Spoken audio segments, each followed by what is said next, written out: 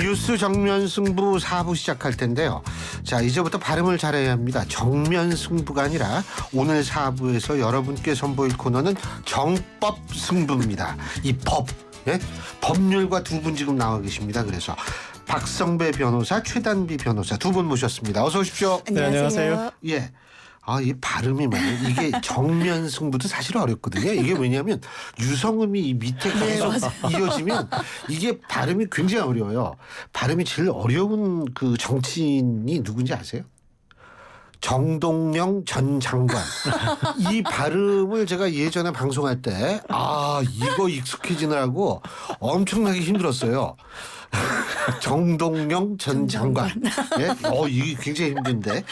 자, 오늘 저희가 이제 두 분과 함께 얘기할 이 얘기, 그거는 뭐냐면 정법 승부. 네. 이 여기에 맞는 얘기인데 어쨌든 이 검찰이 성남 FC 제3자 뇌물 의혹과 관련해서 민주당 이재명 대표한테 피의자 신분으로 출석해라 이렇게 통보를 했다고 하는데 우리 박성배 변호사께서는 어떻게 보세요?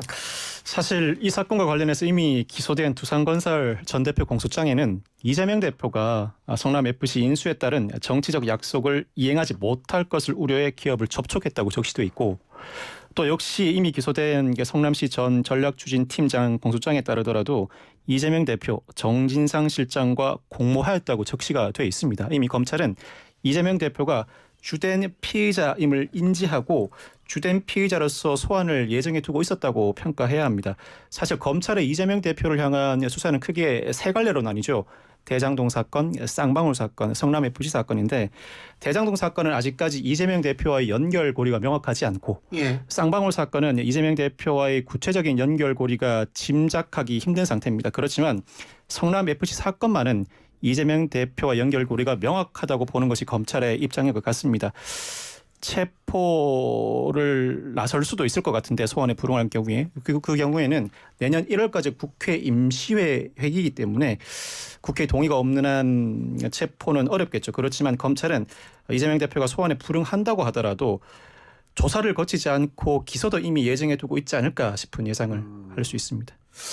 불응을 한다 하더라도 최단비 변호사께서 볼 때는 어떻게 호응을 할까요? 불응을 할까요?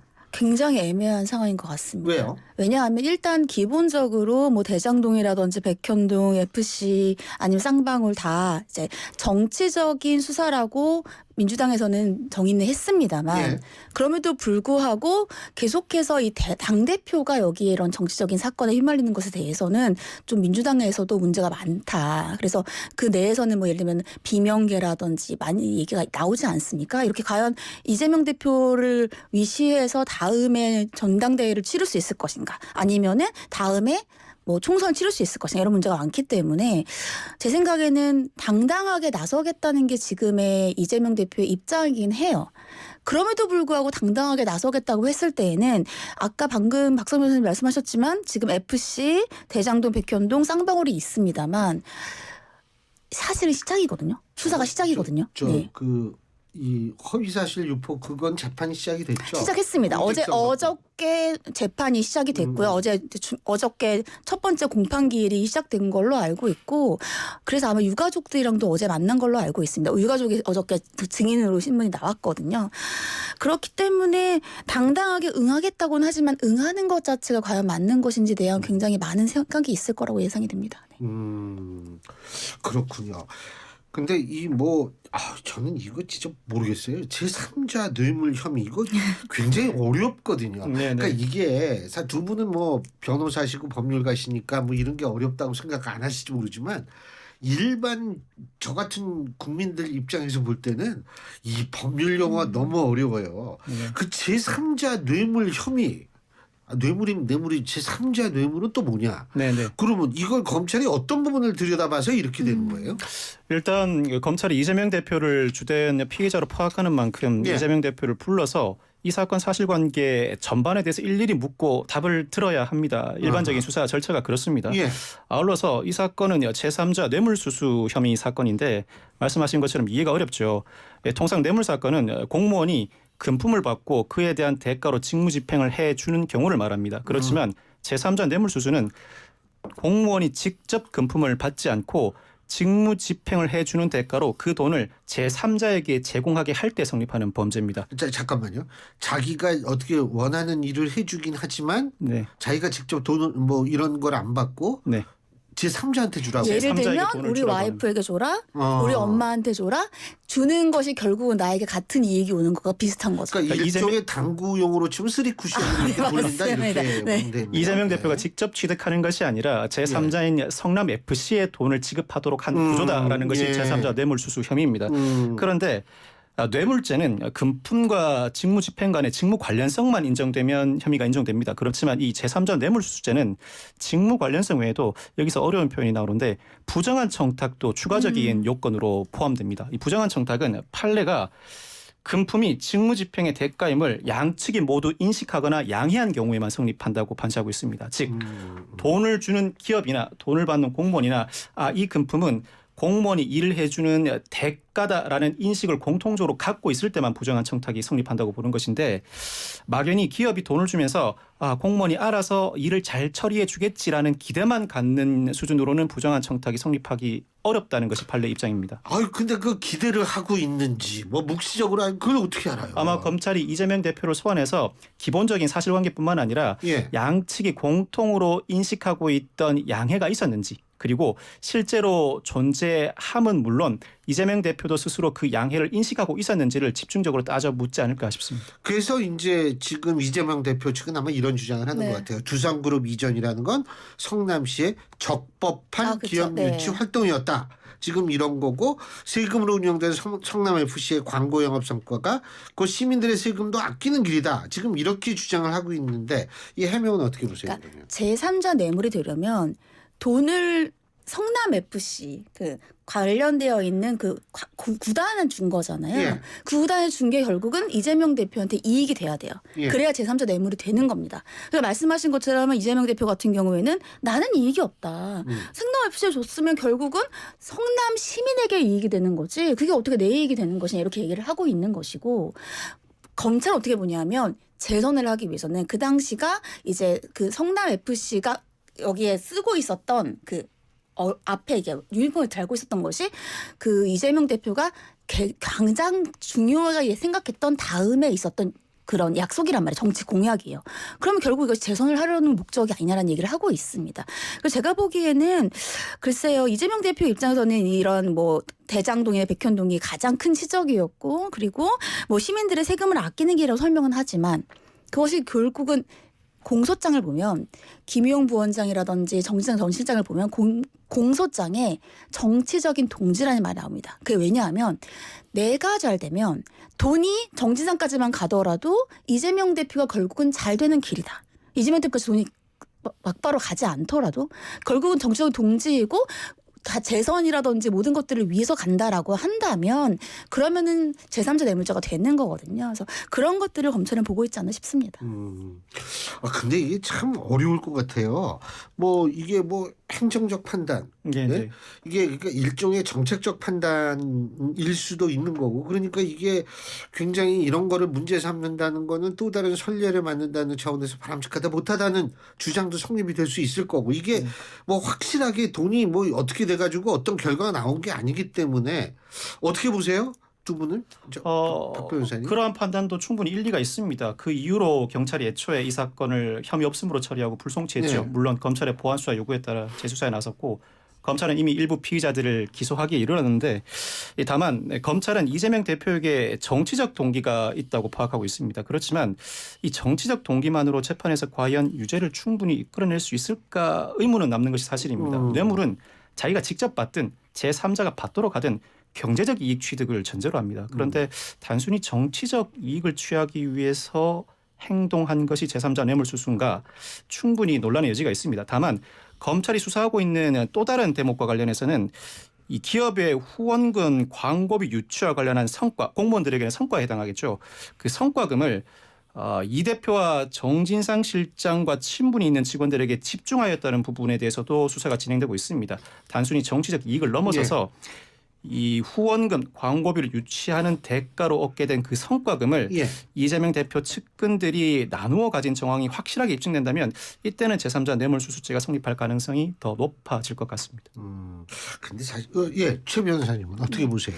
저는 상당 부분 이재명 대표에게 많이 가고 있다고 생각을 합니다. 그러니까 공소장에서 이재명 대표에게 공무원 관계라든지 공범관 적시되지 않았기 때문에 이재명 대표에 대한 것이 없지 않느냐, 증거가 없지 않느냐 이렇게 생각하시는 언론 보도들도 있는데요. 저는 그렇게 보지는 않고요. 이미 지금 뭐 남욱 변호사라든지 뭐 김만배 씨는 아직 좀 진술이 바뀌진 않았습니다만 저는 굉장히 많이 이재명 대표를 향해서 가고 있다. 근데 그렇다면 왜 공모관계를 적시하지 않았느냐? 왜냐하면 공모관계를 잘못 적시하면 뭐 정진상 실장 자체도 구속이 안 될 수 있어요. 그 구속영장 자체가. 그러니까 구속영장 자체가 제대로 구속영장을 만들어야 되기 때문이고 저는 지금 검찰이 상당 부분 많이 이재명 대표를 향해서 가고 있다고 생각을 하기 때문에 지금 뭐 여러 가지의 뭐 언론 보도라든지 뭐 제대로 된 뭐 수사가 없지 않느냐? 저는 그렇진 않다고 보고 있습니다. 네. 자, 이 또 다른 사건과 연루된 분이죠. 이 화천대유의 김만배 씨요. 얼마 전에 극단적 선택을 했다. 깜짝 놀랐어요. 네. 밤은 뭐 10시 넘어서 아마 그 긴급 속보로 떴던 것 같은데. 근데 뭐 다행히 생명에는 지장이 없다. 그런데 어쨌든 법원에 진단서는 제출을 했다고 하는데 이게 그러니까 진단서 제출한다라는 건 지금 재판을 못 받는다는 못 얘기죠. 받는다는 거죠. 네. 그러니까 이게 말이 좀 다른 게 뭐냐면 처음에 그 당시에 응급 그 119에 전화를 했을 때에는 그 당시 119 관계자들에 따르면 대화를 할 수 있는 정도는 되었다 이렇게 얘기를 했습니다. 그런데 이제 김만배 씨의 그 부인의 입장에 따르면 굉장히 상황이 심각하다. 그래서 지금은 뭐 예를 들면 폐에 물이 차고 피가 고였다. 피가 고였다. 얘기할 수 없다. 이 정도입니다. 그래서 지금은 이제 재판을 진행할 수 없다는 상태인데 일단 기본적으로 몸이 많이 아프다고 하면은 재판이라든지 수사를 받을 수가 없어요. 그러니까는 재판의 일정이 지연될 수밖에 없는 상황이고 지금 말씀하신 것처럼 가족은 재판을 받을 수 없는 상태다. 그러니까 연장해 달라. 이렇게 지금 그러니까 예약을 한 상태입니다. 그리고 실제로 중환자실에 있는 것으로 보도가 되고 있지 않습니까? 그러니까 뭐 이거는 어쨌든 재판을 받을 수 있는 상황은 아니다 이런 건데 이게 그러니까 의도적인 지연 전략이다. 뭐 이렇게는 볼 수 없는 거 아닙니까? 어떻게 보세요? 우선은 극단적 선택의 방식이 흉기로 자해를 시도하는 방식이라 장기간 치료는 불가피하고 재판도 지연될 수밖에 없는 상황입니다. 만약 김만배 씨가 재판을 길게 끌고 가고자 하는 의도가 있었다면 그를 전제로 설명을 드리면 그 이유는 현재 검찰 수사가 너무 빨리 확산되고 있다는 위기감은 있을 수 있습니다. 숨 고르기가 필요하다는 판단을 했을 수 있겠죠. 일정 부분 숨 고르기를 한다면 시간을 확보할 수 있고 그 사이에 관련자들이 이 사건을 찬찬히 들여다보면서 심경의 변화를 일으킬 수도 있고 또 충분한 시간을 확보한다면 그 사이에 피고인 측에 유리한 정황도 확보될 수 있다고 판단할 수 있습니다. 또 한 가지는 최근에 김용 전 부원장과 정진상 실장이 구속 기소된 상황입니다. 통상 재판부는 구속하게 되면 구속 사건의 경우에는 한 신급의 재판부가 구속할 수 있는 최장 기간 6개월 사이에 재판을 종결하려고 합니다. 그렇지만 부득이 종결하지 못한 경우에는 피고인들을 석방시켜 놓고 불구속 상태에서 재판을 진행하게 되는데 검찰이 파악하고 있는 기본 구조상 김만배 씨를 필두로 한 민간 사업자들과 김용, 정진상 씨 등 공직자들 간 유착 관계가 이 사건의 핵심입니다. 김용 전 부원장과 정진상 실장이 구속된 상태에서 충분한 방어권을 행사하지 못할 수 있다. 그렇다면 적어도 이 사건의 재판을 끌게 되면 그 사이에 김용 전 부원장과 정진상 실장도 6개월의 구속기간 만료로 석방되고 불구속 상태에서 적극적으로 방어권을 행사한다면 나도 내 재판 진행 과정에서 충분히 유리한 지위를 점할 수 있다. 이런 판단을 했을 수도 있습니다. 근데 뭐 중환자실에 있을 정도로 그 피가 고일 정도의 상태이기 때문에 뭐 고의적으로 그럴 가능성은 뭐 거의 없을 것 같고요. 근데 지금 화천대유 천화동인 사이에서 또 다른 돈이 나왔어요. 이게 80억 원. 네. 예? 이게 사용처가 상세 모르는 거죠. 80억 원이. 그러니까 이때까지 한 1,200억 원 정도를 검찰이 파악을 했는데 새로운 80억 원이 나왔다. 그리고 이 80억 원의 자금의 출처를 모르겠다는 거죠. 근데 지금 우리가 생각해봐야 되는 것이 화천대유가 처음에는 뇌물로 시작을 했습니다. 뇌물 시작했다가 정치자금법으로 바뀌었어요. 그러면 과연 이 80억의 용처가 어딘가가 중요한 겁니다. 이 80억이 어디를 위해서 쓰였는가. 예전에 뇌물이라고 하면 뇌물은 받는 사람이 끝인데 정치자금이라고 하면 예를 들면 경선에 쓰였는지 대선에 쓰였는지 용처가 중요한 거거든요. 그래서 현재 지금 검찰은 이 80억 원의 용처를 찾는 데에 두고 있고 다시 말씀드리면 용처 같은 경우에는 정진상 실장이 이 돈의 끝이라고 하더라도 검찰은 정치적인 동시로 본단 말이죠. 정진상 실장, 김용 부원장이 이재명 대표가 재선이 된다면 아니면은 대통령이 된다면 좋겠다라는 얘기를 했다라고 한다면 그러면 이 용처의 끝이 어디인가 목적이 어디인가를 보고 있다라고 생각하시면 되겠습니다. 이 사실 화천대유 이 대장동 사건을 이렇게 보면 얘기를 하다 보면 이 숫자에 굉장히 무감각해져요. 네. 너무 크죠. 네. 뭐 1,200억이 왔다 갔다 하고 뭐 80억이 다시 튀어나오고 이 뭐 완전히 가진 건 없지만 웬만한 금액 가지고는 이제는 꿈쩍 안 하게끔 사람들을 만들고 있는데 이 사건이. 근데 이 사건의 가장 핵심 키맨이라고 얘기할 수 있는 김만배 씨는 예를 들면 남욱 변호사는 얘기하기 시작했고 유동규 씨도 얘기하기 시작했는데 김만배 씨는 아직도 침묵을 지키고 있습니다. 네. 좀 어떻게 남욱 변호사나 이런 식으로 좀 변할 수 있을까요? 그 가능성이 현재로서는 낮은 것 같습니다. 그 이유가 대장동 사건의 기본 구조는 성남시가 수익을 우선 확보하되 나머지 수익은 그 수익이 얼마나 늘어나든 민간 사업자가 몰아서 가진다는 구조입니다. 그렇지만 이 구조를 두고 배임죄로 단정할 수 있을지는 아직까지 의문이 남습니다. 배임죄가 성립하기 위해서는 누군가 이익을 취득하지만 그 반대로 누군가는 손해를 입어야 합니다.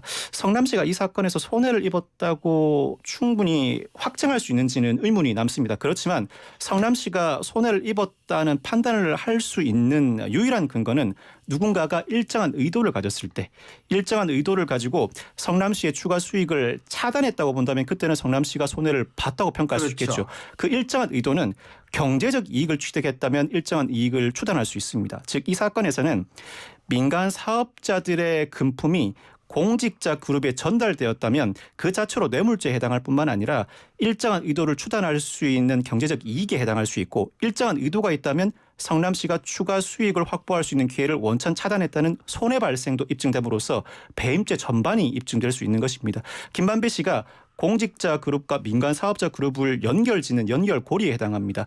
본인이 이 사건과 관련해 두 집단이 연결되어 있다는 진술을 하게 되면 양측에 연루되어 있는 모든 피의자들의 혐의가 입증될 가능성이 높아지게 됩니다. 현 단계로서는 김만배 씨가 침묵을 유지할 가능성이 더 높아 보입니다. 누굴 보호하기 위해서인가요? 그러니까? 사실이 아닐 수도 있고. 사실이 아닐 수도 있고. 사실이라고 하더라도 본인의 입이 결정적인 근거가 될 수 있어서 침묵을 지킬 가능성이 높다는 것이죠. 최 변호사님은 어떻게 보세요? 저는 좀 다르게 보고 있습니다. 네. 저는 김만배 씨가 생각을 달리할 가능성이 굉장히 높다 이렇게 보고 있습니다. 왜냐하면 김만배 씨가 극단적인 선택을 했던 시기가 김만배 씨의 측근이 2명이 구속이 되는 신병이 확보되고 구속영장이 나온 때였어요. 그러면 그 둘이 어떤 역할을 했는가? 금고지기 역할을 했거든요. 그럼 우리가 보통은 내가 뭘 지키고 싶다. 입을 다물어야겠다 하면 지켜야 되는 목적이 있습니다. 남욱 씨가 얘기했던 게 있어요. 내가 내 잘못 이상으로 더 이상은 잘못을 더 이상 하면 안 되지 않을까? 이런 얘기를 했잖아요. 맞아요. 그런 거랑 똑같은 거예요. 그러니까 김만배 씨도 자기가 지키고 싶은 게 있겠죠. 저는 그것을 돈이라고 생각합니다. 근데 자신의 돈을 지키고 있는 2명이 지금 체포영장이 발부가 됐고 구속영장이 됐어요. 그리고 나서 지금 현재 부패방지법이 인정이 되면 몰수가 됩니다. 그러니까 자기는 아직 돈도 받지 못했는데 자기가 처해지는 혐의는 그 돈이 다 인정이 돼서 처해지는 혐의란 말이에요. 돈도 없는데 혐의는 받는 거죠.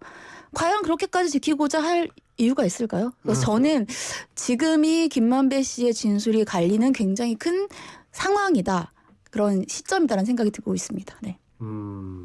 결국은 근데 두 분의 말씀을 종합해 보면 가장 중요한 사람은 결국 김만배 씨긴 김만배 씨네요. 네? 그러니까 그분이 어떤 이유에서든 그분이 입을 열면은 모든 것이 좀 명명백백하게 밝혀질 수가 있겠네요. 예.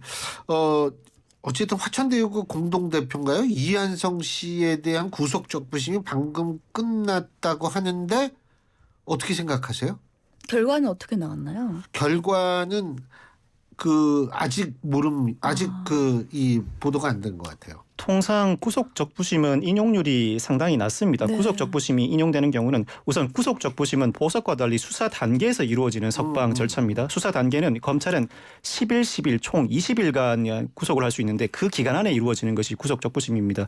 단기간에 기존의 영장 전담 판사가 발부한 구속 영장을 구속 적부심의 판사가 뒤집기 위해서는 급격한 사정 변경이 있어야 합니다. 예를 들어서 피해자에게 심각한 경제적 피해를 안겼는데 그 사이에 상당 부분 피해를 보존해 줌으로써 합의를 했다든가 그렇지 않으면 영장 전담 판사와 구속 적부심 판사의 근본적인 사건을 바라보는 시각의 차이가 있어야 합니다. 그런데 이 사건에서는 이미 구속 영장이 발부된 상태에서 구속 적부심 담당 판사가 근본적인 시각의 차이가 있지 않는 한 구속 적부심을 인용할 가능성은 현재로서는 낮아 보입니다. 예, 최단비 변호사님은요? 저도 마찬가지 생각하고 구속적부심 인용률이 높지 않고요. 그리고 사실은 구속적부심 같은 경우는 구속을 된 상태에서 재판을 받느냐 안 받느냐의 차이인데, 그러니까 예를 들면 나중에 유죄가 된다라고 했을 때에는 피고인이라든지 피의자 입장에서도 구속이 된 상태는 이미 카운트가 다 되기 때문에 나쁘지는 않아요.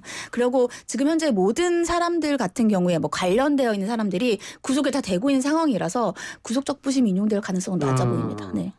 근데 앞으로 그러면은 대장동 수사 어떻게 흘러갈 거라고 보세요? 박성미 변호사님은? 일단 수사 단계에서 검찰은 민간 사업자들 김용 전 부원장, 정진상 실장 등 구속을 함으로써 일정 부분 성과를 내고 있다고 평가할 수 있습니다. 그렇지만 수사 단계에서는 강제로 증거를 수집할 권한을 가진 수사기관이 그 시각에 맞춰서 자료를 추출하고 기본적인 사실관계를 구상할 수 있습니다. 그 반면에 피의자들은 단기간에 충분한 자료를 확보해서 항변하기가 어렵죠. 이에 따라서 수사 단계에서는 구속됐다고 하더라도 정작 재판 단계에서는 무죄가 선고되는 경우들도 종종 있습니다. 아직까지는 검찰이 안심할 단계는 아니라고 봅니다. 그렇지만 검찰은 어느 정도 성과를 거두고 있을 뿐만 아니라 특히 앞서 말씀드린 것처럼 민간 사업자들이 공직자 그룹에 일정한 금품을 제공하였다.